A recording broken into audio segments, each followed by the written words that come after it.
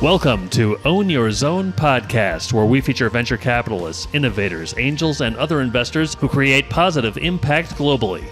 Now, let's get started with the show. Welcome to Own Your Zone. On this podcast, we feature venture capitalists, innovators, angels, and other investors, and those who are creating positive impact globally. Hi, I'm JiNan Glasgow, George, and I'm the founder of Neo IP, a law firm for intellectual property and patent forecast software, who sponsors this program. Neo IP is an IP law firm with a data-driven, holistic approach to creating intellectual property assets. We help innovators transform society for good by making positive impact and transforming their ideas into assets that multiply their business. And we help connect them to resources that they need to make that impact. We believe that every company should have an IP strategy. And for investors, we advise on how to de-risk their investment through patent forecasting. Each of our podcast episodes is a conversation tied to this mission, and it's a moment for us to connect and create resonance and alignment. I'm so delighted today to have our special guest, Davis Jones, on the program. Welcome, Davis. Hello. How are you doing today? I'm doing very well, thank you. How are you? I'm great. Thanks so much for joining On Your Zone. Davis Jones is a seasoned, or if you will, serial entrepreneur. You've done a lot, especially in the ed tech area. You've worked, of course, with entertainment, and you're also working with early stage investment. So we welcome your point of view. Tell us a little bit more about highlights from your career. Oh, that can go on for so long. I'll try to think of, why don't I think of maybe 2 or 3 highlights that were especially impactful. I think one was when I was a music manager and one of my clients got signed to Sony Columbia. You know, we got the major label deal. That was a pretty big one. And then when I made my first $1,400 in a month from a business and I could pay, my rent from the business, that was a big one. And I guess to complement that on the other side, I do remember having an anniversary at a Taco Bell with my wife when we were really poor and I was in the early days of starting this whole journey. And then I think that the third one I would mention is I was hanging out with a friend and he had heard about Eazl and he knew about the company, this online, learning company that I created. And he said, "What does it feel like to have so many people that have learned from you?" And I had never really thought about that. And it really made me feel like, I guess I had made it to myself, that I had done something where other people at scale had paid me for my ideas and how I thought about the world. And I feel like that's just something really special and validating. And it really made me feel just a new level. It kind of took my psychology, my self-image to a new level. And I don't want to sound like I'm like arrogant or anything like that, but for somebody who is trying really hard to have that kind of validation was, to think about that and reflect on that was powerful. Yeah, and I mean, you really connect a lot of dots very quickly there, but you started Eazl around 2014, is that right? Yes. And a lot of people think this is like overnight success, and most overnight successes are many years in the making. Tell us a little bit about the time frame from this idea to impact. It takes a lot of investment, a lot of action, and a lot of time and energy. What was that journey like from the idea to reality for you? Well, I guess when I really think back on the way that Eazl ended up working, I would say that it was a little bit of, I wouldn't say that there was a grand strategy in my mind that, hey, this is going to be a business that's going to go exactly like this, and then it went like that. Instead, I am a product-focused person. I love building things, and I try to make everything as wonderful as possible. If it's probably a fault of mine that I try to make the products that I build to be basically perfect or as perfect as they can be. but that served me well with Eazl. And so the success journey there was really just focusing on quality. I would say that the one innovation about Eazl, which makes online courses, if you're a listener who has no idea what Eazl is, was that this was going to reimagine the way that online courses could be, in the sense that it was going to consider the entire context of the learner, which is that the learner is on a computer screen that's connected to the internet and they have a problem staying engaged. Mm-hmm. And so that product, that the whole Eazl ecosystem is built on a vision of online courses as artful, involving as much design and learning science as possible, saving the user time, cutting no shortcuts in delivering value for the user. And so I think that what happened, we didn't know what to do with it though. We knew that people were going to like the course, but we didn't know exactly how to monetize it. And then actually an intern, Neil Hopkins, if you happen to be listening, Neil, you're the best, was tasked with finding a place where we could make money from these courses. And he found Udemy and said, there's a couple places, I think Udemy is the one. So we put it up on Udemy and people started liking it a lot. And that focus on quality opened up additional doors, because the Udemy at the time was a growing business and they were trying to grow their catalog of courses and they needed high quality content. They had a little bit of a problem in terms of quality content because there were a lot of people trying to make a quick buck, putting up some shoddy courses.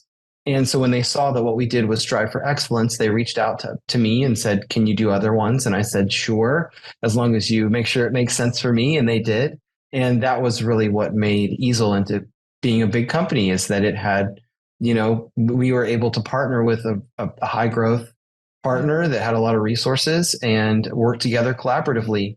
And I could share some stories about that, but that's basically how Eazl got its start. Yeah, I love that. Collaboration, I think, often is key. People are expert in their area, but sometimes it's that blind spot we can't see for ourselves. We need another person's point of view to help us to see it, right? In your case, agree. And it's hard for some people, I think. Actually, I know we're going to talk about AI later, but I think that's one of the AI has changed my brain, because it gives me a tool for discovering what, if you want to call it, baseline opinion is on something. Because these models are trained on internet data, essentially you're saying, what is the synthesis of the internet intelligence about some prompt that I'm entering? Yeah. And if I'm an expert now, I don't want the synthesis response from an AI about creating an online course, because I am probably better at that than it will generate. But I'm not a very good at a lot of things, but I'm not a very good marketer. I'm a good salesperson, but not a good marketer. And so to me, the AI's response on marketing topics is going to be I trust it more than I trust my own. Yeah. Because I am not very good in that area, and I know I'm not good in that area. So a baseline response from OpenAI, or I use other models as well, is very powerful for me, and it made me learn that how important it is to get outside of your own thoughts and try to kind of shed that concept of a person as, or really that an entrepreneur is this like Steve Jobs visionary thing, and really get instead into, an entrepreneur is an organizer of people, an organizer of capital. Sometimes they have a specialty, but oftentimes they need to complement their own, themselves with other people. Like you said, what are your blind spots? And I think AI played a fundamental role in me realizing that and how to apply that to my businesses and my investment. I love that, though, Davis. I'm going to have to quote you on that. AI has changed my brain. For sure. We are, interactive. Like our brains evolve, and for sure, as the technologies around us evolve, so will our thought patterns and all that. Yeah, for sure. You mentioned something when you were talking about Eazl, is also this challenge of keeping the user's attention. Right. For online learning, I do think it is a little harder, even myself doing online continuing legal education, CLEs, they're not, the energy is so different than when you're with someone in person or with a group of people in a learning experience. Can you talk about how you ensure that engagement or you keep their attention? What are some tricks? Sure. Yeah, well, so first of all, bite-sized really works well for people. So in most Eazl courses, you won't ever find a lecture that's more than 4 minutes, most likely not more than 3. And on top of that, you want to maximize basically like the various pathways that a learner might use to learn and retain information. So, you want to have nice images and animations and sound effects and text on the screen. It is kind of a bit of an art form that I was lucky enough to develop, especially as these different platforms came to me to create courses. I got access to their learning science teams. And so they would share with me, this is what we see in terms of, the first 30 seconds of a video, what needs to be there, what the best use of the end of the video is, the structure of the outline. All those things matter a lot. But in general, I mean, in the online world, you really need to obviously like make it engaging and quick and punchy. And there's a lot to that. It would be a whole discussion to get into that. For sure. But, in the early days of MOOCs, they were just recording a professor and saying, here's a professor and, good luck. Which is cool. If it's a great professor, maybe, it's worth it, but it's not very exciting. Yeah, not for the length of time professors tend to go, for sure. But there is a lot that competes for attention and time. And so I imagine you're educational scientists and even data science, you must be tracking a lot and covering a lot in terms of the feedback, what's working, what's popular, et cetera. I think that's fascinating. Let's shift gears a little bit. You are now working in simulations.net. Talk a little bit about that. That's an emergent business from Eazl. To build a bridge between how you concluded the last segment to this one, the most potent form of feedback for somebody in the online learning space like me are reviews. And people are very honest about what they think about courses and learning experiences. And I have a lot of experience listening to those reviews. And man, they come from such a diverse population. I mean, in my courses, I have people that have been assigned a course that work at the World Bank or Apple, and they're taking a course. And in that same course, the literal same course, is a young college student from Kenya. And to straddle that audience is a major challenge. And they all have different needs, and they'll all let you know when they're not met. And so in that effort to keep those reviews positive and drive value for learners, I experimented with simulations in one of my courses, particularly about 5 years ago. And learners loved it. They love this idea of, watching videos and then getting prompted to make decisions and then receiving feedback on their decisions. And so I decided to formalize that into a platform, simulations.net. And I think that this will be a big business. There's a lot of reasons for that, but so basically it's a formalized way of dropping a bunch of content into a sequential scenario and then making choices as you go along. And there's some cool bells and whistles to all that. Wow. Fascinating. I like the evolution. We tend to find that as any business is established, there are things that grow from it, that change from it. That's right. That just naturally evolve if you are interested in the continuous growth. And you mentioned feedback from people. That seems like a way to get that real-time feedback with the simulations. How big is your team? That's right. And where are you growing? Are you growing in different ways, I imagine, than with Eazl? Well, so simulations.net is a pretty new product. I just launched it in alpha in October of last year. So I don't know, about 6 months ago or so. And we'll see. So that one, it's still is in the early stages, but it is out there and there are a lot of people using it. So we'll see about that. I think probably that I will grow that business through content marketing. And one thing that has been integrated into it is AI, which I know we'll talk about a little bit, but that'll be, I think, a potent tool in growing that business. Um, and in this company, in the spirit of our collaboration discussion, I've spent more time building out the executive team in the early days of the company and particularly incentivizing them based on bringing relationships to the company in the early days. Um, and so that's a change. I'm trying to be more, uh, let's say, proactive about building the company at that sort of brain trust level this time before I do it at the sort of staffer level. That makes sense. That makes sense. Now, you are also active as an angel investor, and I think have worked with the tech startups in particular and made angel investment. What attracts you to that early stage seed investment? Why do that? Well, frankly, I write check sizes that are between $2,000 and $10,000, so they're not that big. And when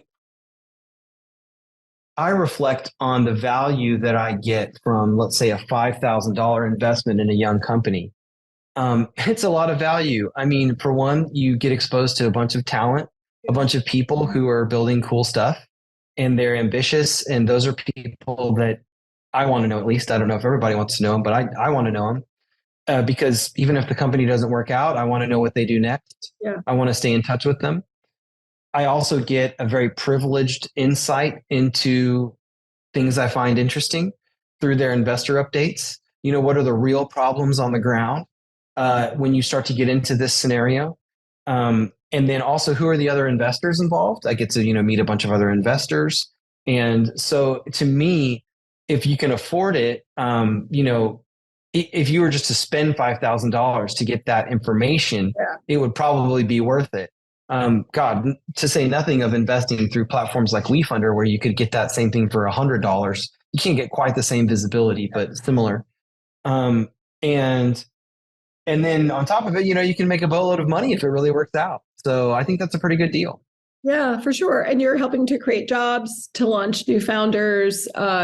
It is an educational approach in and of itself, right? To be able to advise and to share experiences across that. But I love that you are working with next generation entrepreneurs in early stage. That's great to see. And some not. Actually, my most successful investment was a company that was started by a woman in her 60s and her husband.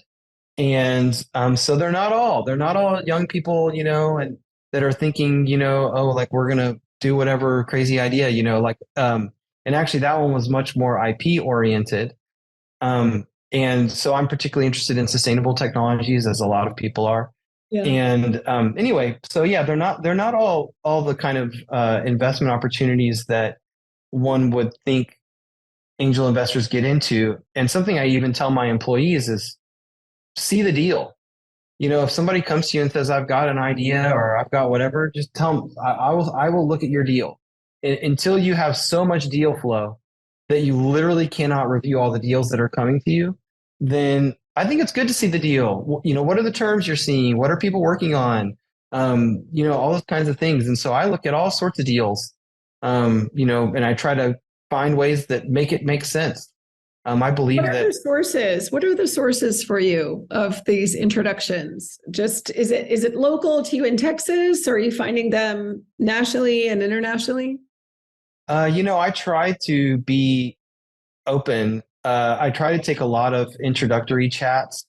And one thing that I do think that is interesting about this, I've asked one of my employees, is a young female, and she wants to take introductory chats as well, but like unfortunately I wonder if it's a different experience for women. But I like take introductory chats with people who reach out to me on LinkedIn all the time. Yeah. I'll give them 15 minutes as long as it seems like they're legit and they have a project that's worth learning a little bit about. But so I'm open to it, and I'll ask them, what else are you working on, or who do you know, who's the coolest person events. I've been trying to go to events more. I'm also a Techstars alum. I took a company through Techstars, so I have an access to that network. And then other investors, they know what's going on. just staying in touch with friends. What are you working on? People have got cool stuff going on all the time. I think I'm really bullish on entrepreneurship, generally. And in fact, I just gave a talk to a delegation from the French Chamber of Commerce here in Texas. And I think that companies need to get better at clarifying through HR policies how their leadership is permissed to interact with startups. Because you want your leadership interacting with the innovators. You want them to be on the board of advisors. You want them to be investors. You want them to know what's going on. And they need to know what data they can share, what kind of time commitment that they can make, how they can be represented by those companies if they are on their board of advisors. All those issues need to be clarified by companies, and they are not doing a good job of it. Because what I'm seeing now is there are a lot of people who are senior managers at Google or Indeed that want to collaborate with my companies, and they don't feel like they're able to do it because of HR policies. And it's just because HR hasn't invested in this, because they frankly don't think about entrepreneurship and innovation enough, in my opinion. Oh, fascinating. Fascinating. So I would also add the issue that you raised a few seconds ago on intellectual property. It seems like many of the companies that I myself invest in as an angel or in venture, I look for innovation-centric, intellectual property-centric companies because it is such a multiplier. What have you seen in your business and other businesses in ed tech regarding intellectual property? Is it just copyright and trademark? Are you seeing more innovation on patent, trade secret, and data? That's a good question. And it's something that I'm not really qualified to answer. I did look a little bit at how, you could patent, for example, software innovations. And that's something that somebody like you would be, I'm sure, better at working on. But in general, I'll say that, almost all of the patents that I've interacted with as both an creator, an entrepreneur, and an investor are, related to physical things. And, it's a huge barrier for creating new physical things.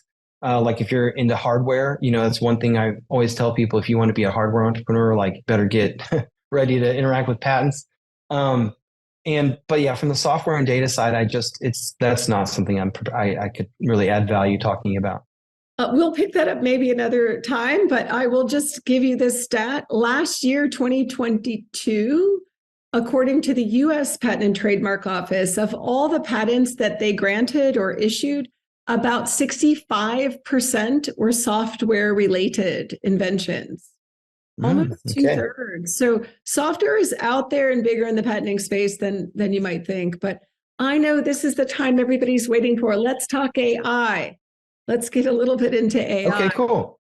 AI and education, generative AI. There's a lot there that still, I think, causes some fear across the educational community about, students not generating their own answers, but leaning into AI to do that. We've seen cases where even in the practice of law, some attorneys recently have been sanctioned for using generative AI to write the brief and the complaint, the filings, and some fake citations included there, as it were. So what are you seeing, the role of AI where you are in ed tech, and maybe talk about some things that excite you and some things that scare you, if any?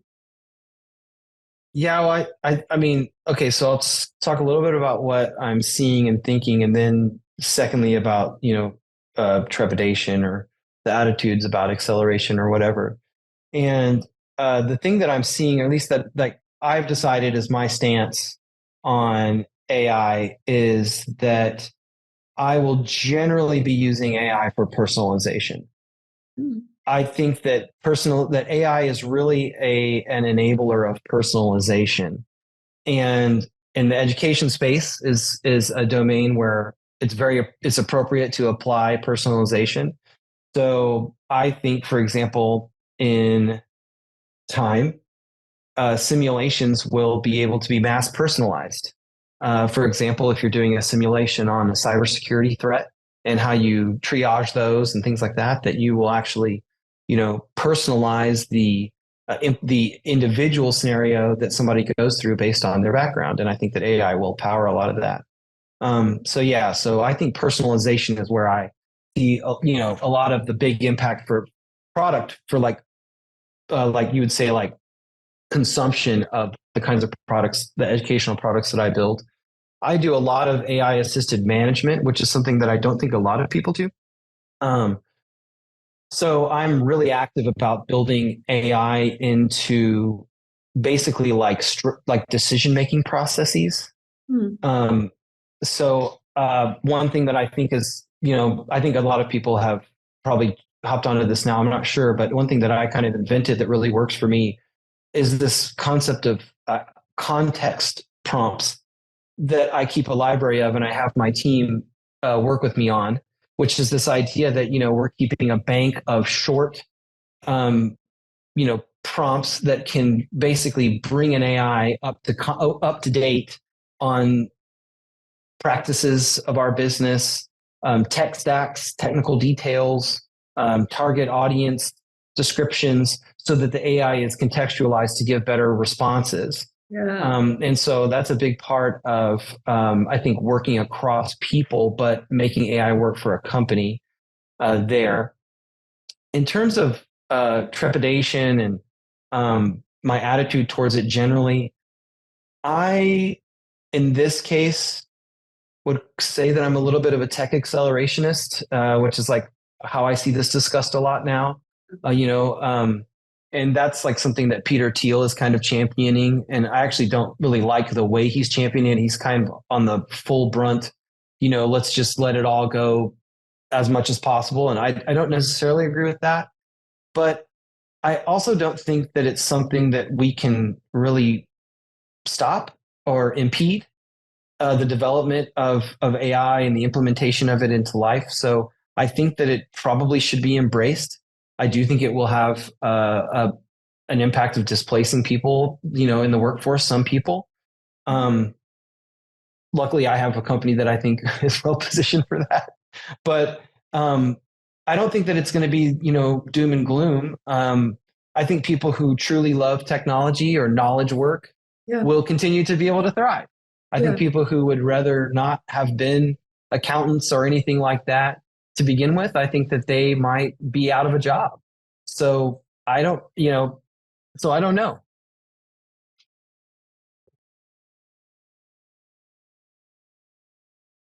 Yeah, I think there's always displacement, but there are new jobs already created. The prompt engineering, the prompt writing. I mean, these are positions that didn't exist 1 year ago, even the way that they are today in mainstream. Yeah, I mean, it's just, I think when you look historically at anything like this, there's always the fear that there's going to be some catastrophic outcome of new technology. And I think probably more likely it's, displacement. It's people needing to change industries and things like that. I mean, I have an economics background, and from, what you see in economics training, it would be that, the government's job would be to help people make that transition to new career paths and, things like that. And so that's, and I know that that's actually hard on people. I mean, it's not an easy thing to change your career. And I also think people are going to be living a lot longer. I personally am somebody who believes that the person who's going to live to 150 is already alive. Especially with personalization in medicine and how we're going to see an acceleration in medicine. I think that people are going to need to get used to changing and evaluing and rolling with the punches. I think so. We're actually featuring longevity as well as AI and data and IP valuation at our next Eclipse IP Futures Conference in Raleigh, North Carolina. This is our 10th year, 2023. Seems an appropriate place with all the medical industry around there.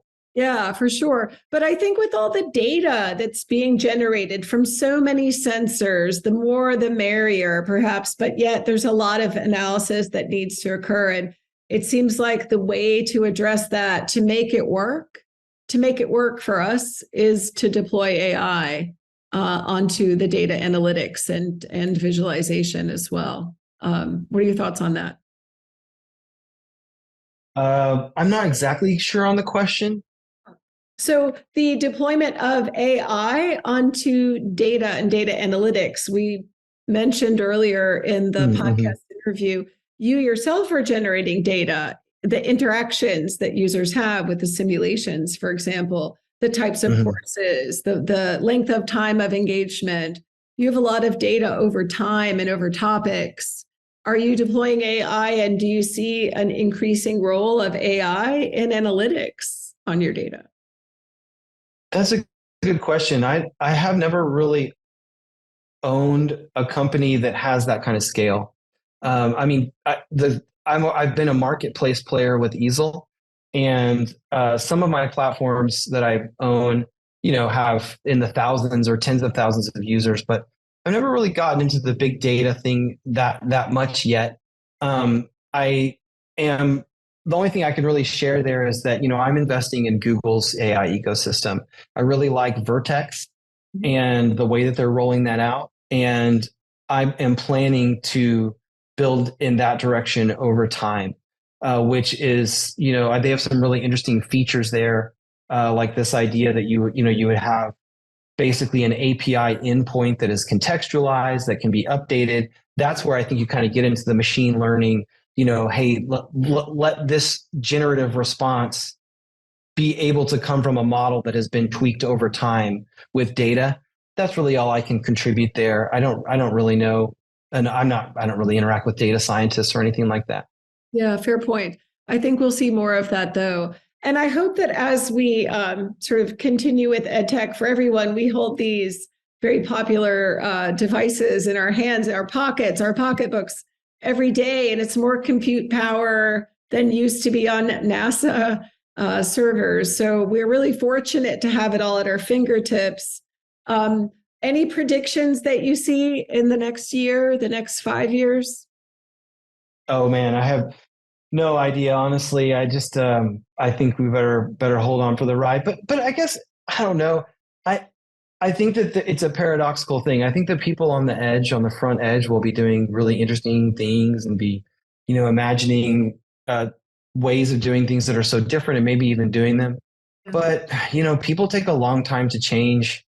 And I think probably that there's a pretty big chasm between what's possible in theory and what is possible to roll out to people.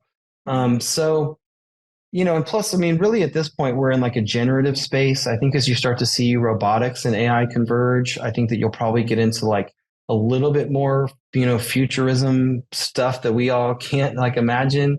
But in general, like, I don't know, I'm not that afraid of it. And I think that the people who are creating value are going to continue to create value. And the people who are unfortunately not in the right spot to create a lot of value are going to find themselves out of that spot.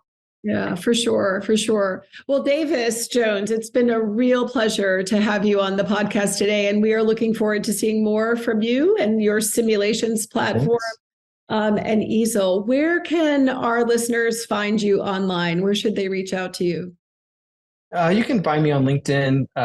It's LinkedIn/n/P Davis Jones. Or, if you want to check out simulations.net, go on there and interact. And, I'm around there as well. I'm generally pretty open to, being friendly and helpful if I can be. That's something I learned from Techstars, give first. I do try to live by that now. So, for sure, reach out to me. I'd love to meet you and learn what you're working on. Love that. Thanks for your generosity, Davis.